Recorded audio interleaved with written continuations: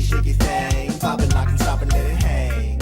Hello, and welcome to Sports Buzz, the Fanatical View. I am your host, Scott D. Lewis, here live in studio, Comcast Cable Channel 23, Danbury, Connecticut, on the second day of summer, and it is a swelter. Is it hot enough out there for you? Summer came in with ferocity. What do we got? Triple digits, perhaps? 100-degree weather out there. It has been pretty hot, pretty crazy, but we're happy to have it here. It was a little bit of a wet spring, but we're ready for a hot summer. And we are here, of course, 6 to 6:30.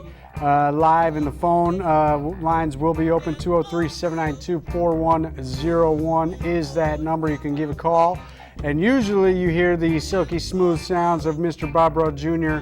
on the off-camera microphone, working the cameras for us. He is not here tonight, so you're stuck with just me, flying solo, nobody else to chat with but you. So if you want to call, 203-792-4101.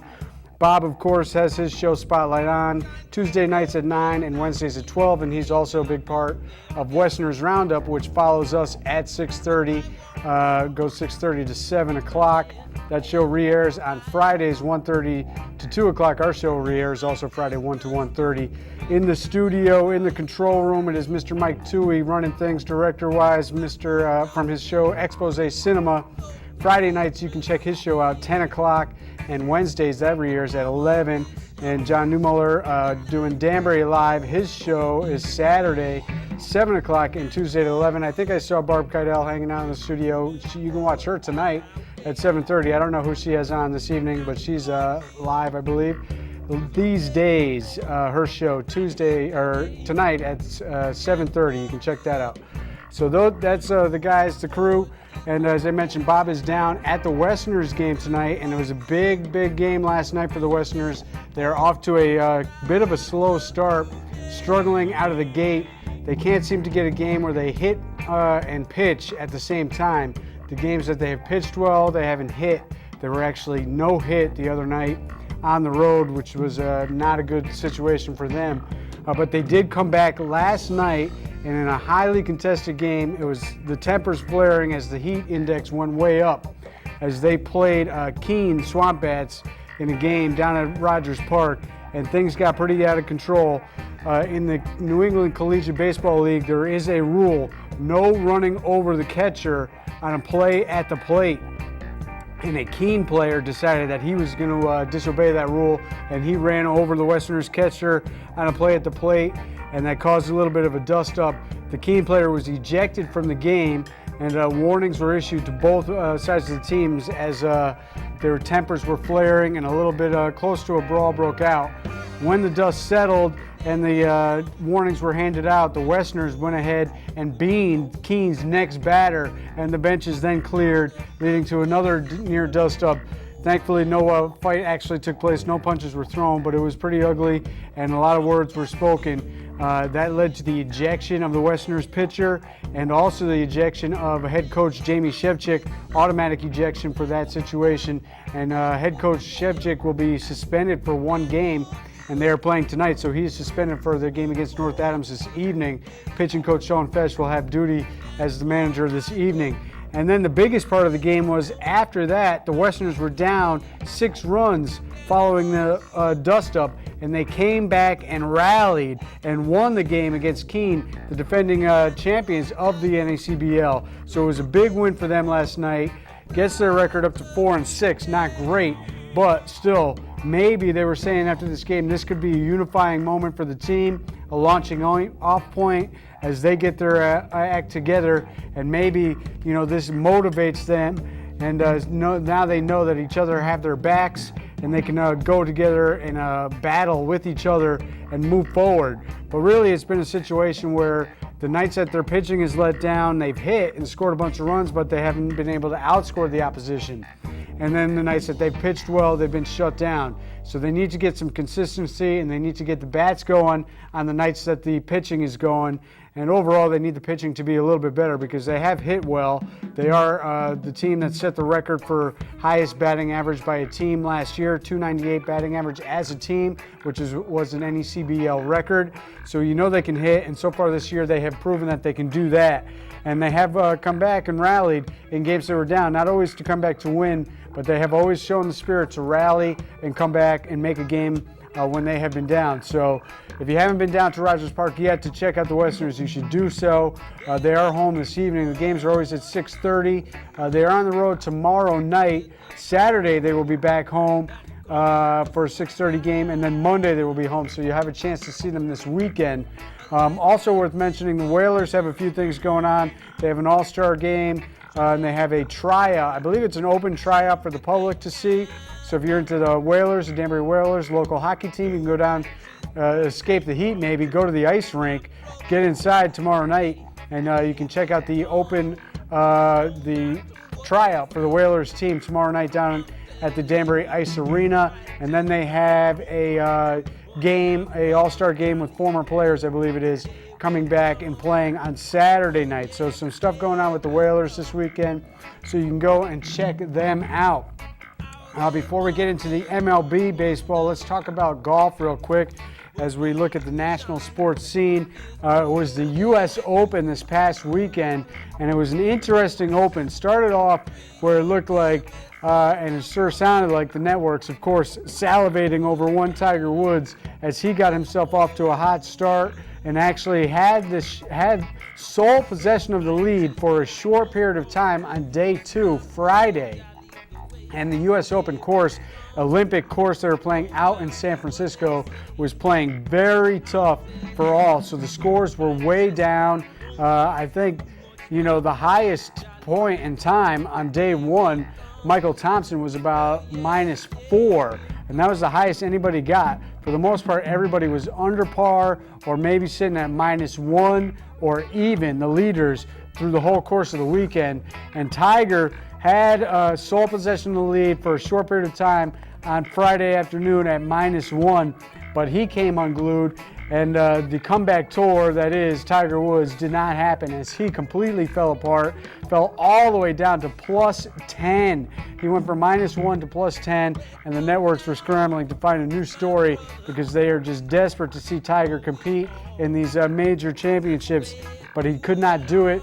It was more Jim Furyk and Graham McDowell who held the lead. Furyk then had a share of the lead or sole possession of the lead from Friday afternoon all the way till about 4 holes left Sunday night. And then you could see the pressure was mounting on him. The usually stoic Furyk started to get, a little, his nerves started getting to him. You could see his emotions starting to show.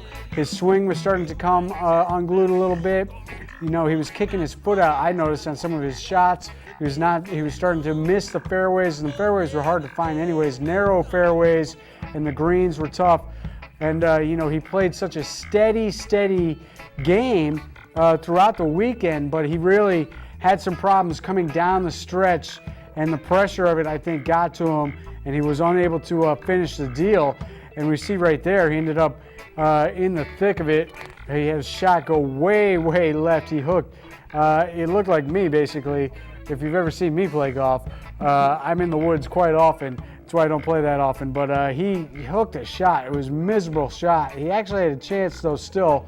He only bogeyed on that hole, but it was a bad situation for him, and it left the door open for one Webb Simpson.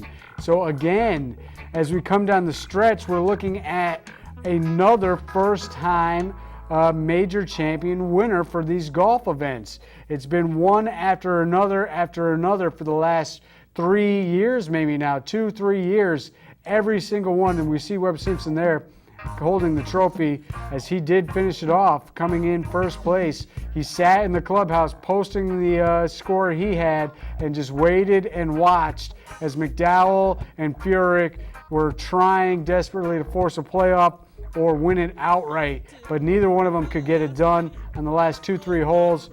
They did not play well. McDowell ended up having a better chance than Furyk, and he was behind. sitting at +3, and he actually had a better chance to catch Simpson, but he could not do it. So it was Simpson winning, and Simpson takes that trophy right up to Cromwell, Connecticut, as the Connecticut has their PGA event going on this weekend. Starting, I didn't see the scores today actually, that started today in hot temperatures. So a lot of good golfers were up there. Another good event for Connecticut right now. If you're out and about this weekend, go up. Cromwell, Connecticut, I believe it is where they were playing. And you can see some good professional golfers up there playing in the heat. Hopefully the heat doesn't last as much as it was yesterday and today. I think it's going to come down a little bit, give them some better conditions to work in. But it was pretty rough out there today for them golfing. So that was the golf situation this weekend. And speaking of things heating up, it's going to be a Subway Series this weekend. We'll shift gears back to baseball, and it's going to be Mets and Yankees.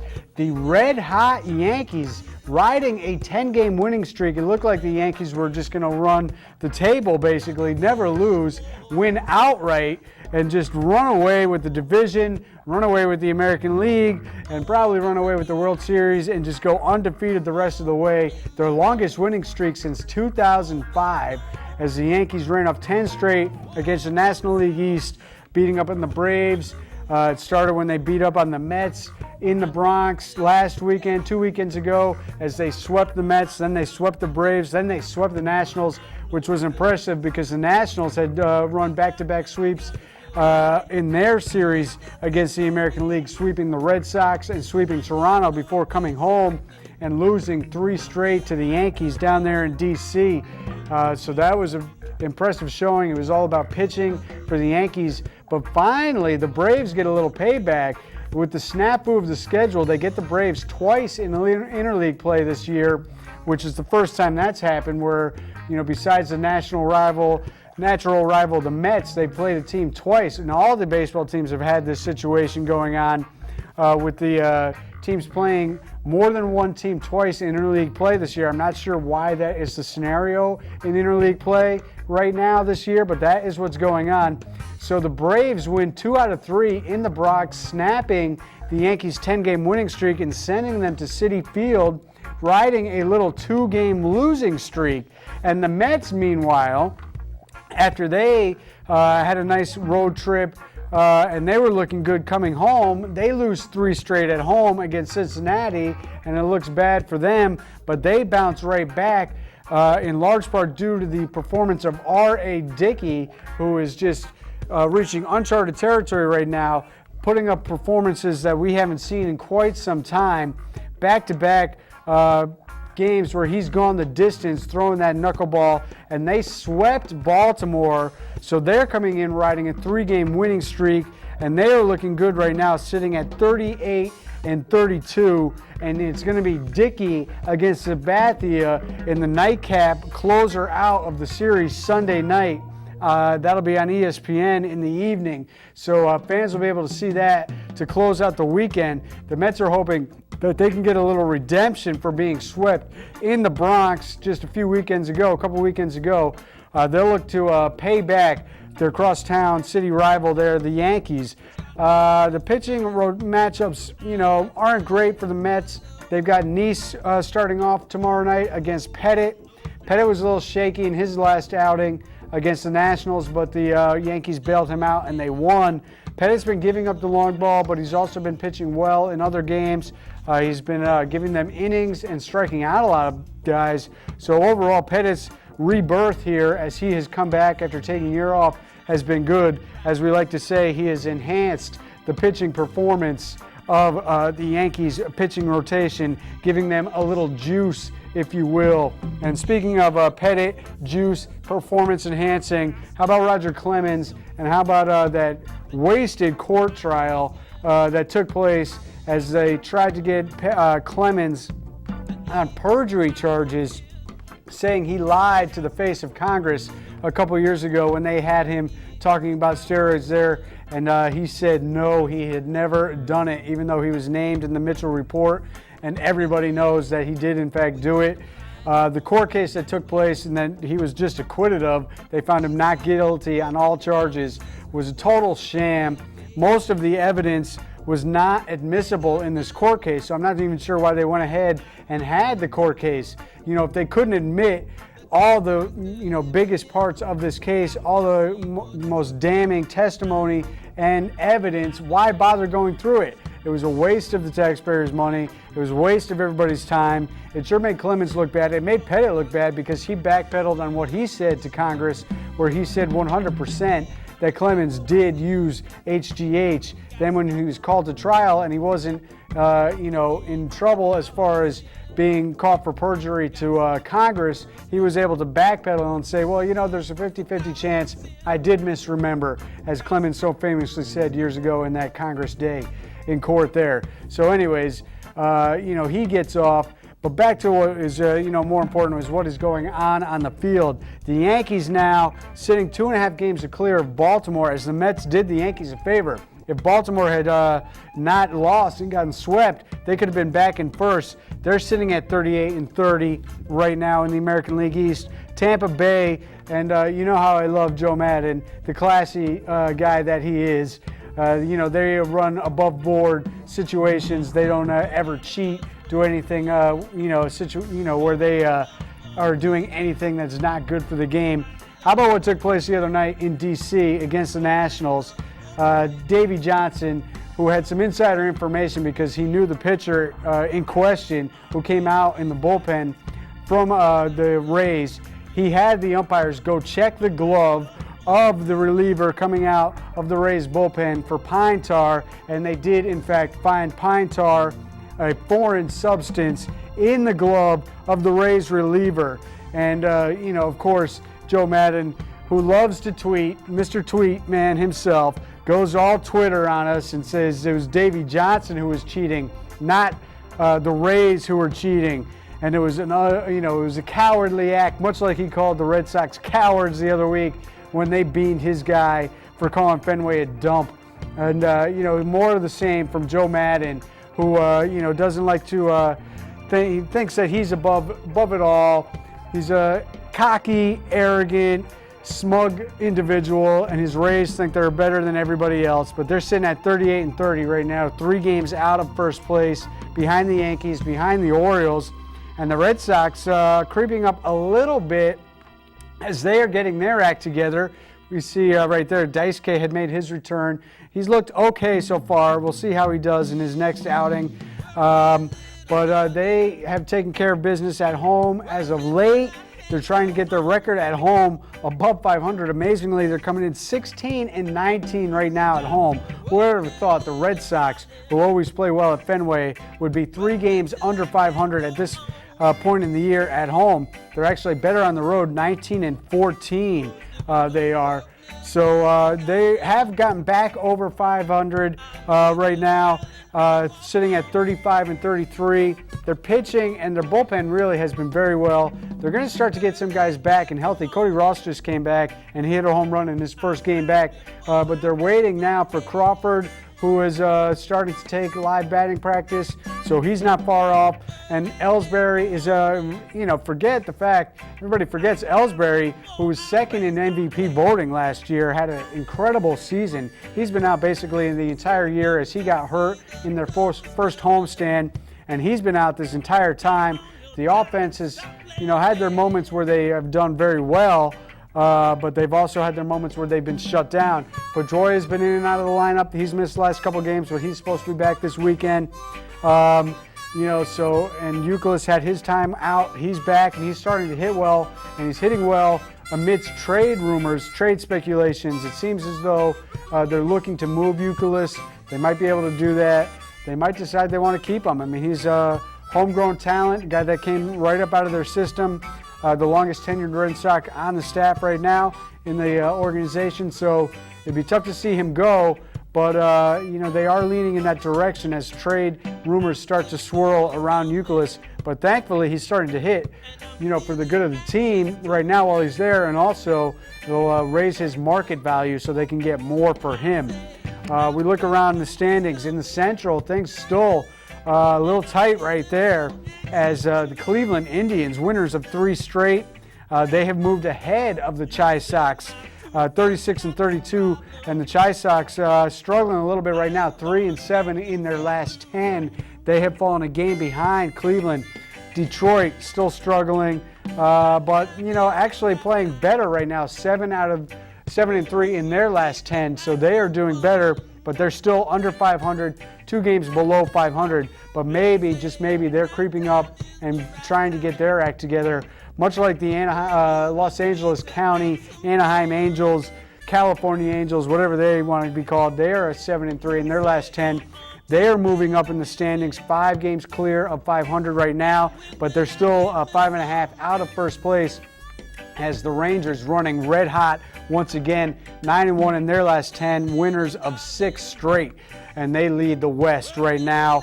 Oakland and Seattle not doing much, so it's really Texas. It looks like they should be, the team to beat overall, probably in the American League, but definitely in the West. But the Angels are getting themselves in position for a wild card run after their big-time struggles early in the year. So they are playing much better right now. So a lot going on in the American League. Out west, or out in the National League, I should say, we mentioned the Mets playing well right now, 38 and 32. I mean, this team coming in with no expectations to start the season. Nobody knew how Santana was going to do, but it's been R.A. Dickey who's been unbelievable, and Santana pitching great. He had a shutout against the Orioles in the series that they just swept.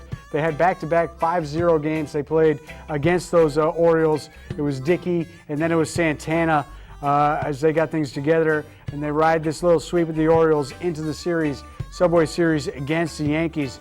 They really would like to take 2 out of 3, I think, at home here. I think there's a good chance they could do that. But the matchup on Sunday night is going to be one to watch, Dickey versus Sabathia. Quickly, we'll get finished with the standings here. It's still the Nationals leading by 3 games. Atlanta's right behind the Mets, sitting 3.5 out. Miami, they were running red hot. They had the best May in their whole entire franchise's history, but now they're 7 games back, 2 games under 500. In the Central, it's Cincinnati holding off the Buccos. Pittsburgh still playing pretty well, but still Cincinnati and St. Louis only a game over 500. Out west, the Dodgers still playing Donnie baseball. They're playing all right now during interleague play, 5-5 in their last 10, so not great during interleague, but good enough to hold off San Francisco, who's also 5-5 in their last 10 during interleague play. So they're not playing great, but they're 38 and 31, 4.5 behind the Dodgers. So that's the deal with that. We have to get to the NBA as we only got about 5 minutes left. We could sneak in a call if anybody wanted to, 203-792-4101. But finally, thy kingdom come, perhaps. Tonight is the night for LeBron James and the Miami Heat to perhaps get, will it be the first of 1, the first of 2, the first of 3, 6, 7, 5, 4. How many championships will this Heat team get? They said they were going to get 7. It didn't get it last year, but right now sitting pretty, 3-1 up on the Thunder. The Thunder won game 1 at home, struggled in game 2 and lost going away. And then in Miami, they have lost the first 2 games here in the 2-3-2 format, which is a ridiculous format. Nobody likes it, but it's what we're dealt with the NBA. Nobody likes the format, and nobody likes the NBA officials. I will say this, the Thunder's decision-making has been hideous. Shots that they usually make are not falling down. James Harden has had a miserable series, and that is a big, big problem. Down the stretch of games, boneheaded moves, poor decisions, turnovers, killing the Thunder. But also what is killing the Thunder, from start to finish in this playoffs, the referees have been a hot topic of discussion, and I will have no problem continuing that topic of discussion. I have never seen a series or a team get as many calls as the Heat have got during the course of this playoff run they have been on. We saw Paul Pierce fouling out of games in the series against the Celtics and really play in foul trouble all along throughout. Other players playing in foul trouble. The Heat are just unbelievable. I mean, the other night, Russell Westbrook has a game for the ages. where he scores, upwards of 40 points in this game. He takes 31 shots, many of which came in the paint. He was totally aggressive, drove to the rim all night long. He gets off 31 shots. He did not attempt a free throw until late in the fourth quarter. So you mean to tell me Russell Westbrook driving the lane all night long, and the Thunder playing that physical brand of defense they like to play, and the physical brand of basketball they like to play, didn't foul him once at all until late in the fourth quarter? He ended up attempting 3 free throws in the game while he attempted 31 shots. That is a mind-boggling stat. And Durant, who is a superstar as much as LeBron is, he drives the lane all night long himself. And he had a bad shooting night, and everybody says, oh, is it the ref's fault that Durant had a bad shooting night? Well, when you drive and you get hacked relentlessly, yeah, it is kind of the ref's fault that he had a bad night. You know, things can get going for you if you get to the free throw line when you get hacked. You get completely taken out of your game when you're getting hacked all night and no fouls are being called. And that's what's been going on in the series. But give the Heat credit. They made a lot of big shots. LeBron playing through cramps the other night, looking for his big, maybe it was his big Michael Jordan moment where Jordan played through the illness and he played through cramps. He actually had to come out, missed a lot of the last 4 minutes of the game. He did come in a couple times and make a couple big shots. But really also the big difference in the series has been the reserve, the second-tier players for the Heat, as they have gotten big performances out of Chalmers, Battier, who has been reborn, one of the worst shooting years of his career, and he can't miss the three-pointers, and Haslam, who, if you may remember, teamed up with D-Wade, Flash Gordon, when they won their first title years back with Shaquille O'Neal against the Dallas Mavericks. Haslam's the only player left over with Flash Gordon there, D-Wade, to win. So all the LeBron haters and a lot of people who have also started hating on D-Wade, who has not endeared himself with his cavalier attitude and all their antics last year in the Mavs series when they lost. And Dwayne Wade, of course, with his fake glasses he wears to his press conferences that are, fashion shows more than they are basketball press conferences, as he likes to come out all dolled up in his outfits. So not a lot of people liking the Heat. They've certainly been the team to hate in the last 2 years with the decision and all that stuff. Bosch going there, joining forces as they held the league hostage and all that stuff. But tonight could be the night where they wrap it up. Personally, I think the Thunder are going to come up big tonight and give them a big test. I wouldn't be surprised if we see a Game 6 because the NBA has a way of having things happen the way they want, and they want another game. So I wouldn't be surprised if we're sitting here looking at a Game 6 on Sunday night between these two teams. However it shakes out, we'll see what happens. Thanks for tuning in. We will be off and we're running Westerners specials the next 3 weeks, so enjoy those. And when we get back, we'll be ready to talk about all those things, sports, and hopefully the Westerners will be doing well. Thanks for tuning in. We'll see you next time.